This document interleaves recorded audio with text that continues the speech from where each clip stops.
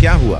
जब अयोध्या मंदिर के दरबार में प्रकट हुआ साक्षात पुष्पक विमान, राम मंदिर में काम कर रहे मजदूरों ने जब यह नजारा देखा तो सभी के पैरों तले जमीन खिसक गई।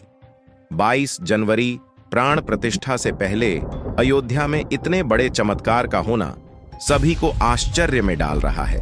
कुछ लोगों ने इसके साक्षात दर्शन किए हैं, जिन्होंने अपनी आंखों देखा, उन्होंने जो बताया उसे सुनकर आपके भी रोंगटे खड़े हो जाएंगे। लेकिन आगे बढ़ने से पहले अगर आप एक सच्चे सनातनी हैं और प्रभु श्री राम को अपना आराध्य मानते हैं तो इस वीडियो को लाइक करके कमेंट बॉक्स में जय श्री राम जरूर लिखें, क्योंकि कल युग में त्रेता युग जैसी घटनाओं का दिखाना कोई आम बात नहीं है। जैसा कि आपको मालूम होगा कि 22 जनवरी 2024 को राम लल्ला अयोध्या के नए भव्य मंदिर में विराजमान होंगे। इस शुभ कार्यक्रम के लिए पूरे देश में निमंत्रण बांटा जा रहा है। शहर से लेकर गांव तक घर घर अक्षत वितरण में बच्चों से लेकर बड़े तक सहयोग कर रहे हैं। यहां तक कि महिलाएं भी घर घर जाकर अक्षत और श्री राम के अयोध्या की फोटो बांट रही है। अयोध्या में राम मंदिर में भगवान राम लल्ला की प्राण प्रतिष्ठा कार्यक्रम की तैयारियां तेजी से की जा रही है। इस कार्यक्रम को बेहद भव्य बनाने के लिए कोई कसर नहीं छोड़ी जा रही और इस बीच राम मंदिर निर्माण का कार्य भी तेजी से किया जा रहा है। मंदिर निर्माण में जो लक्ष्य लिया गया था उसमें लगभग 80% कार्य हो चुका है। 70 खंभों पर मूर्तिकार का काम चल रहा है। पिछले दिनों त्योहार की वजह से काम धीमा पड़ गया था, लेकिन अब वह भी तेज गति से पूरा हो जाएगा। निर्माण कार्य जल्द से जल्द पूरा करने के लिए सभी मजदूर रात दिन मेहनत कर रहे हैं। लेकिन 10 जनवरी की रात कुछ ऐसा चमत्कार हुआ जिसे देखकर सभी मजदूरों के होश उड़ गए। असल में जब रात्रि के समय सब मजदूर अपना काम निपटाकर तंबू में सो रहे थे, उसी समय अचानक से उन्हें वहां कुछ हलचल महसूस हुई। तभी सुरेश नाम के एक मजदूर ने जब तंबू से बाहर झांक कर देखा तो उसे राम मंदिर के परिसर में कुछ अजीब सी पीली चमकती हुई चीज दिखाई दी। उसने अपने साथियों को जगाना चाहा, लेकिन कोई भी उसके साथ नहीं आया। जब हिम्मत करके सुरेश जब राम मंदिर परिसर में पहुंचा तो वहां का नजारा बहुत चौंकाने वाला था, क्योंकि वहां पर उसे एक बहुत ही दिव्य चमत्कारिक विमान दिखाई दिया, जिसका आकार मोर के समान था, जो कि दिखने में काफी सुंदर और तेज रोशनी से परिपूर्ण था। और वह राम मंदिर परिसर के पिछले क्षेत्र में उतर रहा था। लेकिन उस विमान को नियंत्रित कौन कर रहा था यह समझ नहीं आ रहा था, क्योंकि उस विमान में प्रकाश इतना तेज था कि सामान्य आंखों से नहीं देखा जा सकता था। लेकिन समझ में कुछ ऐसा आ रहा था मानो स्वयं साक्षात भगवान राम पुष्पक विमान के माध्यम से अयोध्या में उतर रहे हैं।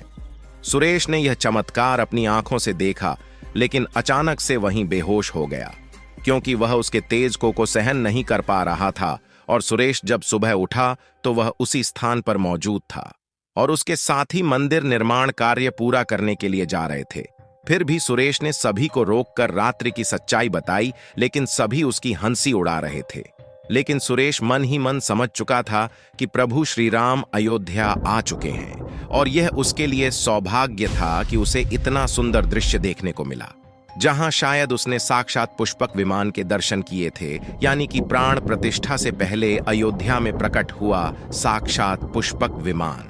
साथियों, देश के अलग अलग हिस्सों में कई बार अजीब सी आकृति के विमान देखे गए हैं, जिनका संबंध कई बार तो एलियन के साथ जोड़कर भी देखा जाता है।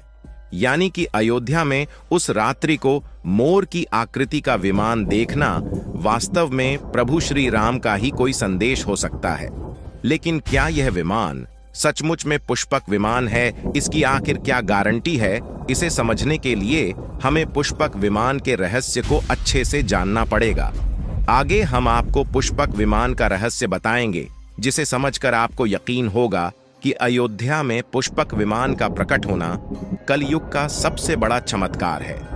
हम आपको पुष्पक विमान का रहस्य बताएं, उससे पहले आप इस चैनल को सब्सक्राइब जरूर कर लीजिए और इस चमत्कार के लिए कमेंट में जय श्री राम जरूर लिखें।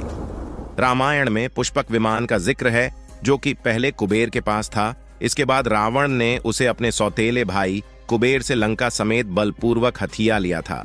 फिर रावण इसी के जरिए कहीं भी आता जाता था। रावण को हराने के बाद यह विमान श्री राम के पास आ गया। वह जीत हासिल करने के बाद इसी विमान के कई जगह होते हुए अयोध्या पहुंचे थे।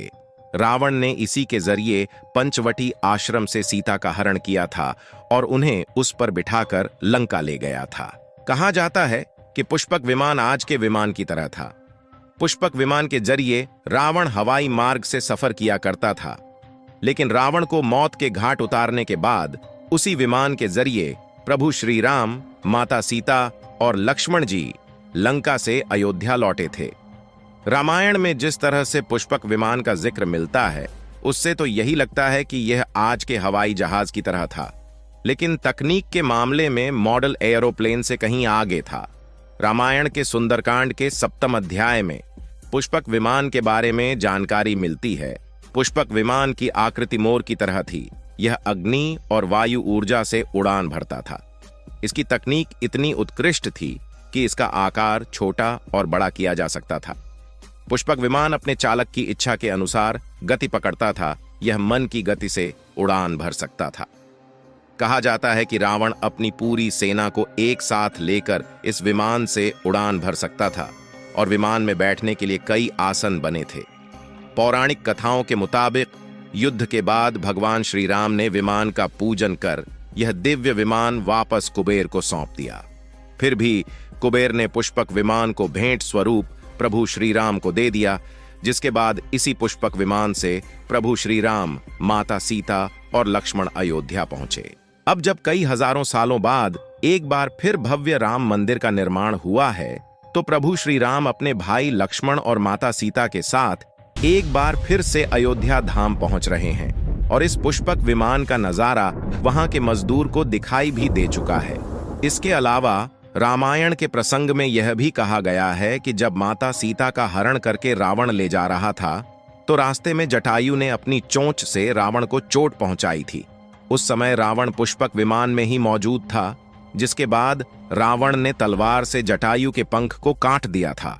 जटायु घायल होकर जमीन पर गिर गए। जब सीता को खोजते हुए राम पेड़ पौधे और पक्षियों से पूछते जा रहे थे, तो रास्ते में घायल जटायु से मुलाकात होती है।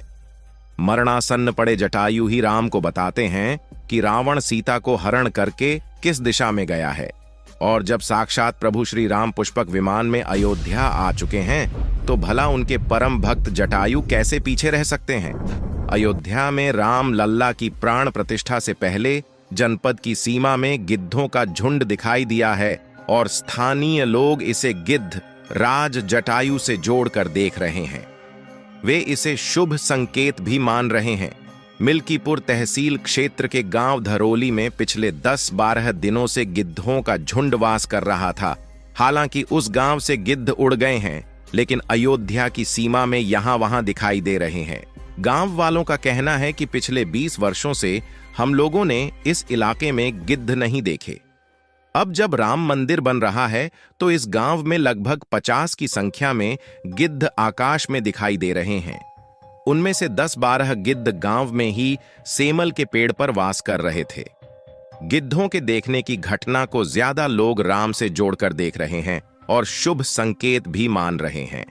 22 जनवरी को होने वाले प्राण प्रतिष्ठा के समारोह में देश के प्रधानमंत्री नरेंद्र मोदी ने देश विदेश के कई महान हस्तियों को निमंत्रण दिया है। लेकिन आपको जानकर हैरानी होगी कि नेपाल में भी कुछ विशेष लोगों को समारोह में आने का निमंत्रण दिया गया है। इसके पीछे का रहस्य जानकर आपके भी होश उड़ जाएंगे, क्योंकि नेपाल को भगवान श्री राम का ससुराल कहा जाता है। क्योंकि नेपाल एक समय पर जनकपुर धाम था, जहां के राजा थे राजा जनक, और उनकी पुत्री माता सीता वहीं पर भूमि में से प्रकट हुई थी। जनकपुर धाम, जिसे मिथिला भी कहा जाता था।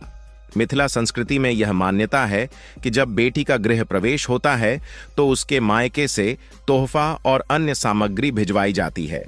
इसी परंपरा के मुताबिक जब प्रभु राम का मंदिर में गृह प्रवेश होगा, तो सीता जी की ओर नेपाल से अयोध्या उपहार आ रहे हैं, जिसे भार यात्रा का नाम दिया गया है। इसके अलावा राम मंदिर की प्राण प्रतिष्ठा के लिए भगवान राम के ससुराल नेपाल के जनकपुर से कपड़े, फल और मेवा के साथ साथ उपहारों से सजे 1100 थाल आने वाले हैं। इसमें आभूषण, बर्तन, कपड़े और मिठाइयों के अलावा भार भी आएगा, जिसमें 51 प्रकार की मिठाइयां, दही, मक्खन और चांदी के बर्तन शामिल होंगे। 22 जनवरी को प्राण प्रतिष्ठा समारोह होने वाला है। इसके लिए श्री राम जन्मभूमि तीर्थ क्षेत्र ट्रस्ट की तरफ से भगवान राम की ससुराल नेपाल के कई गणमान्य लोगों को निमंत्रण पत्र भेजे गए हैं। दोस्तों, आज हम राम मंदिर को बनते हुए देख रहे हैं। यह हमारा सौभाग्य है, क्योंकि भव्य राम मंदिर के बनने में कई हजार सेवकों और राम भक्तों का बलिदान भी छुपा हुआ है। इस वीडियो में बस इतना ही, आगे की जानकारियां किसी और वीडियो के माध्यम से देंगे। यदि हमें यह सौभाग्य प्राप्त हुआ है कि राम मंदिर को बनते हुए देखने का, तो इसके लिए हमें जश्न मनाना चाहिए। और आप लोगों से भी निवेदन है कि 22 जनवरी के दिन अपने घर पर दीपक चलाएं और जश्न बनाएं। बाकी अगर आप लोग इस वीडियो को यहां तक देख चुके हैं तो कमेंट बॉक्स में जय श्री राम जरूर लिखें। साथ ही इस चमत्कार के लिए इस वीडियो को एक लाइक जरूर कर दें। इसी तरह जानकारी से जुड़ी और भी वीडियो देखने के लिए चैनल को सब्सक्राइब करके बेल नोटिफिकेशन को ऑल पर जरूर रखें। जय श्री राम।